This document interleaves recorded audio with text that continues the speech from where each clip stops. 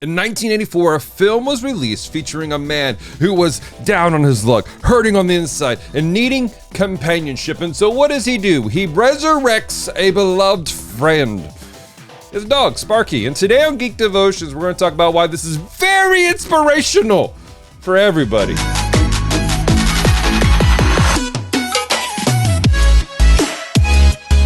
Hello, devoted geeks, and welcome to Geek Devotions, a show from devoted geeks who are devoted to letting you know you're loved. I'm Dallas. I'm so glad you've hit the play button today. If you're new to our show, we take geek pop culture items like movies, video games, comic books, and we use them to let people know that they're loved. So if you don't watch past them, know this: we love you, we care about you. There is a plan and a purpose for your life. Do not give up. As alluded to earlier, ladies and gentlemen, we're going to be taking a look at the 1984 Tim Burton short starring Shelley Duvall, Daniel Storm, and Barrett Oliver, in the spoopy Frankenweenie film. Now, if you're unfamiliar with this short, there is a longer version that was produced later, and it looks really pretty. This is the original live-action one that was done back in the 80s, and it's about a young kid who has a love for his dog and for movie making. And one day, his dog gets hit by a car. And it's sad, it's depressing, but where things take an interesting twist is the next day. He's in class, because you gotta go to school. In class, his teacher is talking about science, and all of a sudden, his teacher inspires him with the power of electricity. Thanks to the inspiration of his teacher, young Victor runs off, and he begins to imagine, can this work with my pup, Sparky? It's like any intelligent, well-meaning, and, logical person would do. He digs up his dead dog, and then he, builds an entire lab. Seriously, where were the adults here? How come nobody was seeing what was happening? And then through the power of science, he resurrects his pup Sparky. Into Frankenweenie. Or is it Frankenweenie? I feel like that's an Italian dog. The entire town is not exactly thrilled about this. They're freaking out because zombie puppy. One lady running around, it tried to eat my baby. No, ma'am, the dingo didn't try to eat your baby. But throughout the film, something takes place and there's a change of heart in the community. However, unfortunately, Sparky dies again. But this time the town is inspired by young Victor, who was, like I said, inspired by his professors. In fact, at one point in time, one of the townspeople says, if the kid can do it once, we can do it again.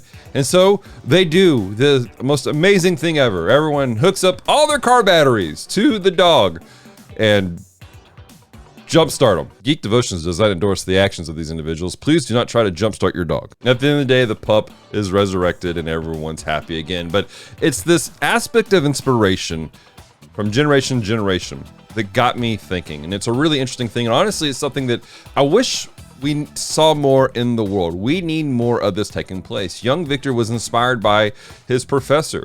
And then him taking that and going, hey, this is awesome, and taking the idea that his professor had and running with it and doing his own thing with it. It then in turn eventually inspired his community to do something special also.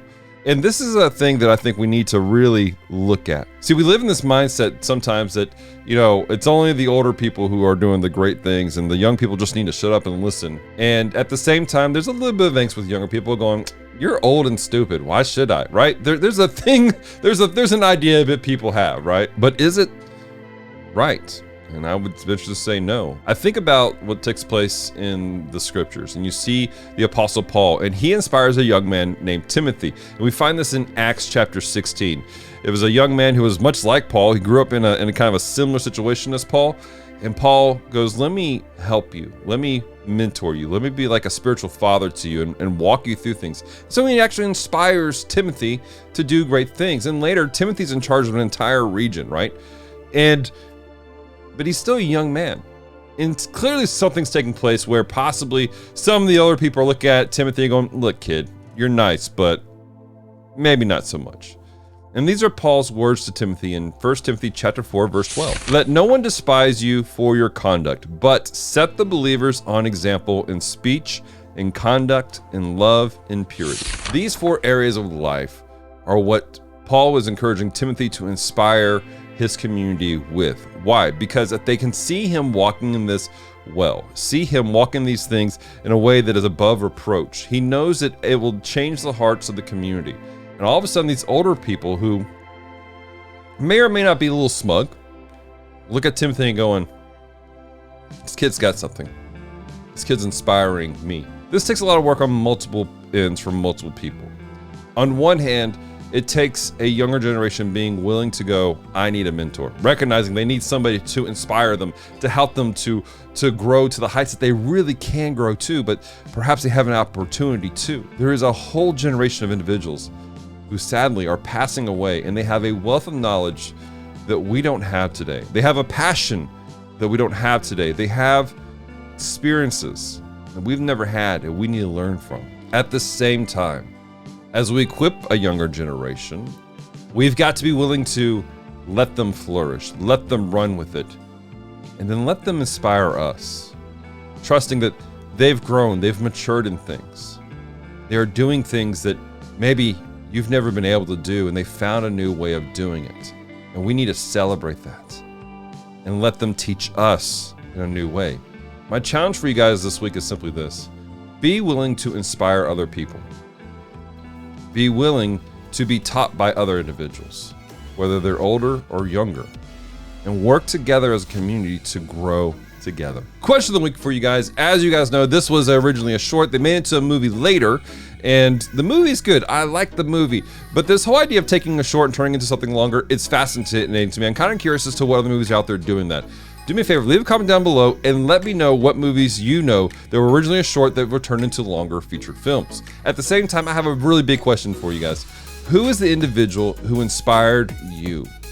Leave a comment down below and let me know. I also want to give a very special shout out to our devoted Patreon geeks. You guys are amazing. We appreciate your support of what we do here at Geek Devotions. Thanks to our devoted Patreon geeks, we're able to do all of this. We're able to have the lights, the cameras, the microphones, get the resources we need to create the content to let people know that they're loved. They're the reasons we were able to go to GeekCon and love people in the con floor and just be present. They have helped us tremendously, and we are so thankful for that for them. And if you would like to become a devoted Patreon geek, visit our website, geekdevotions.com, click on the support page and find out more information there. That being said, if you can't support us financially, guys, it's all cool. Don't sweat it. You can support us in amazing ways by liking this video, by sharing it with people who need to hear this message, by checking out our website and taking part in our community that we have on Discord and Facebook. Most importantly, you guys can pray for us.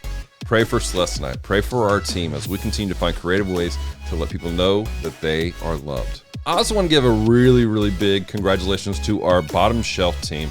Shout out to John Harju and everyone else who's taking part of that project, because they were recently featured as Podcast of the Month on blueberry.com. And if you guys like to check out the article, there will be a link in the description down below for you guys to see it.